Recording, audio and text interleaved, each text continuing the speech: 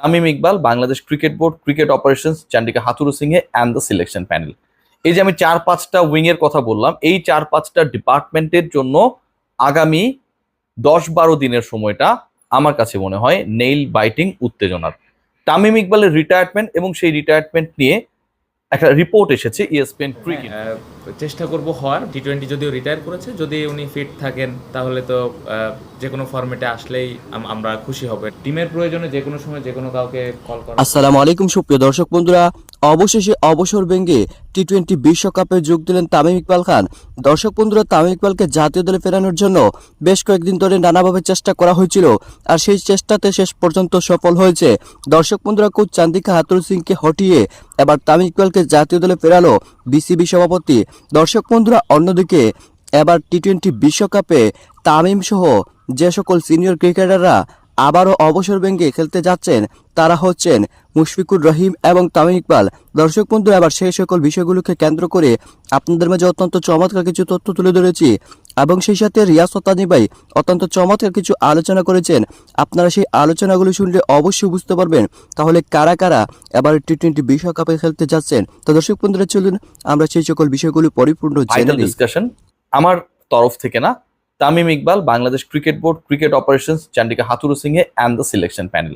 এই যে আমি 4-5টা উইং এর কথা বললাম, এই 4-5টা ডিপার্টমেন্টের জন্য আগামী 10-12 দিনের সময়টা আমার কাছে মনে হয় নেইল বাইটিং উত্তেজনার।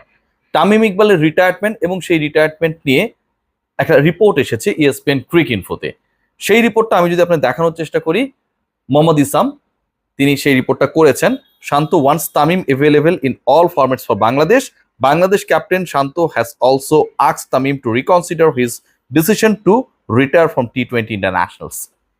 ব্যাপার যেটা দাঁড়াচ্ছে এবং ব্যাপার যেদিকে যাচ্ছে, জল যেদিকে গড়াচ্ছে, যেটা একটা সময় মনে হতো যে এটা হয়তো আর কখনোই বাস্তবায়নযোগ্য না, তামিম ইকবালের ক্যারিয়ারের, ইন্টারন্যাশনাল ক্যারিয়ারের এপিটাফ লেখা হয়ে গেছে, সেই জায়গাটা একটা নাটকীয় মোড় পালাবদল গত 2-3 দিনে।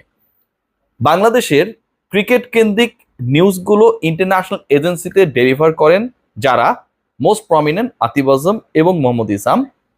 তারা যে নিউজগুলো করেছেন বা একটু আগে যে নিউজটা আমি দেখালাম, এবং আমার যে সোর্স, আমি যাদের কাছ থেকে মোটামুটি বাংলাদেশ ক্রিকেট বোর্ডের চলমান ঘটনা প্রবাহ সম্পর্কে আপনাদের আপডেট করি, একটা ব্যাপার খুব ক্লিয়ার হয়ে গেছে।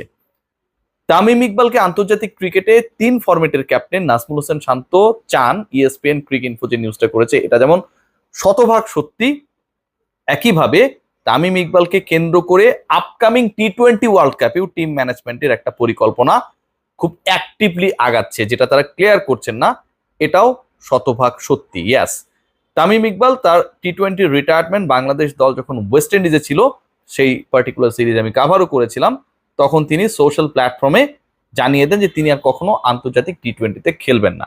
যদিও তিনি সবশেষ ম্যাচটা ওই ওয়েস্ট ইন্ডিজ ট্যুরে না, আরো অনেক আগেই খেলে ফেলেছিলেন। এরপর থেকে তামিমের টি-20 ক্যারিয়ার নিয়ে কারো খুব একটা আগ্রহ, আলোচনা, মাথা ব্যথা কোনোটাই ছিল না।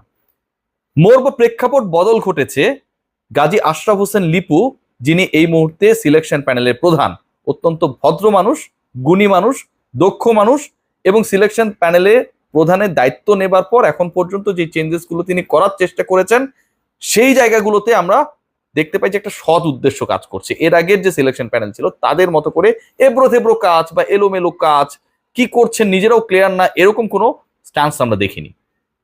সেকেন্ড পয়েন্ট যেটা, তামিম ইকবালের সবশেষ বিপিএল এ 492 রানের ওই পারফরম্যান্স, যেই তামিমকে কাউন্ট করা হচ্ছিল না, স্ট্রাইক রেট নিয়ে অনেক কথা বলা হচ্ছিল, তার ক্যাপ্টেন্সি হয় না, দলকে লিড দিতে পারেন না, ড্রেসিং রুমের পরিবেশটা তিনি খারাপ বানিয়ে রেখেছেন, মানে বাইরের যে আবহাওয়াটা তৈরি করা হয়েছিল সেটা ছিল অনেকটা এরকম। আমি যে কথাগুলো বললাম আপনারা মিলিয়ে দেখতে পারেন।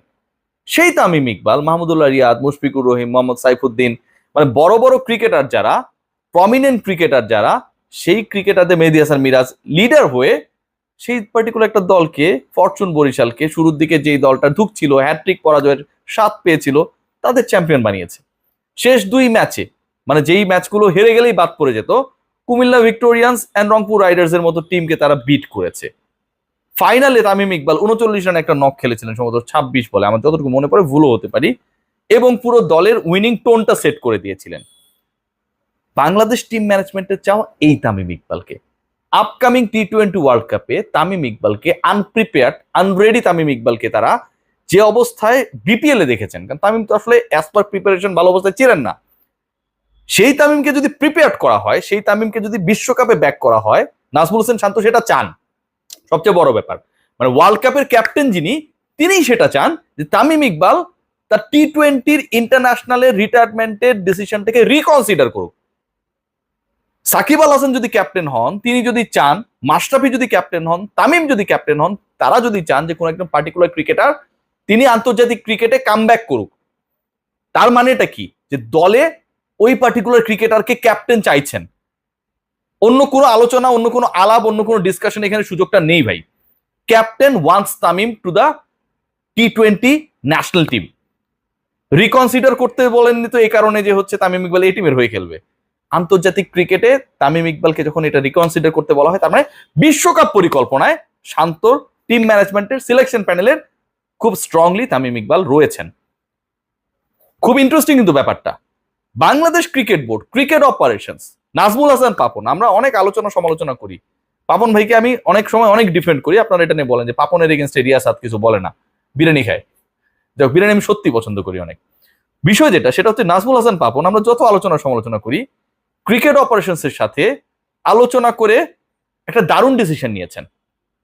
সেটা হচ্ছে চান্ডিকা হাথুরু সিং এর 22 এপ্রিলে তিনি ব্যাক করবেন এবং 22 এপ্রিল বাংলাদেশে ব্যাক করার পর চান্ডিকা হাথুরু সিং এরকে বাংলাদেশ ক্রিকেট বোর্ডের পক্ষ থেকে যে ফোর্সড অ্যাসাইন, প্রতি বছর আমি দেখি ওয়ার্ল্ড কাপের আগে এগুলো নিয়ে অনেক কথা হয়, এক্সপেকটেশন, এটা করব সেটা করব, অনেক কথাবার্তা হয়। আমার একটা রিকোয়েস্ট থাকবে আপনাদের কাছে যে এই এক্সপেকটেশনটা খুব একটা করার দরকার নেই। এক্সপেকটেশনটা মনের ভিতরেই থাক সবার, আগে থেকেই অনেক আশা করতেছে, এবার একটু বেশি এক্সপেক্ট করতেছে। এই বিষয়গুলো নিয়ে একটা রিকোয়েস্ট থাকবে, আমরা যেন মাতামাতি না করি। চাই যখন মুস্তাফিজ বাংলাদেশ টিমে খেলে তখন ওর আগ্রহটা আরও বেশি থাকে। আমাদের ক্যারিয়ারটা তো অনেক ছোট, খুব একটা সিকিউরড লাইফ বলা যায় তা না। কিন্তু আমি এখনো গ্রেট ক্যাপ্টেন হই নাই, হ্যাঁ, চেষ্টা করব হওয়ার। T20 যদিও রিটায়ার করেছে, যদি উনি ফিট থাকেন তাহলে তো যে কোনো ফরম্যাটে আসলেই আমরা খুশি হব। টিমের প্রয়োজনে যে কোনো সময় যে কোনো কাউকে কল করার জন্য প্রস্তুত। এবার আশা মানে প্রতি বছর আমি দেখি ওয়ার্ল্ড কাপের আগে এগুলো নিয়ে অনেক কথা হয়, এক্সপেকটেশন, এটা করব সেটা করব, অনেক কথাবার্তা হয়। আমার একটা রিকোয়েস্ট থাকবে আপনাদের কাছে যে এই এক্সপেকটেশনটা খুব একটা করার দরকার নেই। এক্সপেকটেশনটা মনের ভিতরেই থাক সবার। আপনিও জানেন তো দর্শক বন্ধুরা, আপনারা হয়তো পুরো ভিডিওটি দেখে এবং এই সকল আলোচনাগুলো শুনে আপনারা হয়তো বুঝতে পেরেছেন আসলে অবশেষে সেই সকল নানা জল্পনা কল্পনার অবসান করতে যাচ্ছে। কারণ তামিম ইকবালকে জাতীয় দলে ফেরানোর জন্য যে সকল চেষ্টাগুলো করা হয়েছিল, সেই সকল চেষ্টাতে একের পর এক সফলতা পাচ্ছে। আর সেই সফলতায় বোঝা যাচ্ছে তামিম ইকবাল অতি শীঘ্রই জাতীয় দলে ফিরছেন, আর সেই সাথে T20 বিশ্বকাপেও খেলতে যাচ্ছেন। দর্শক বন্ধুরা, এবার স্টকসের মতো এবার দলের পৌঁছনে এবার জাতীয় দলে ফিরতে যাচ্ছেন তামিম মুশফিক, আর সে কথাই সত্য হতে চলেছে। তো দর্শক বন্ধুরা, আপনারা পুরো ভিডিওটি দেখে এবং রিয়াসত আজিমের এই সকল কথাবার্তাগুলো শুনে আপনাদের কাছে কি মনে হয়েছে অবশ্যই কমেন্ট করে জানিয়ে দিবেন। তো দর্শক বন্ধুরা, ভালো থাকুন, সুস্থ থাকুন, আল্লাহ হাফিজ, আসসালামু আলাইকুম রহমতুল্লাহ।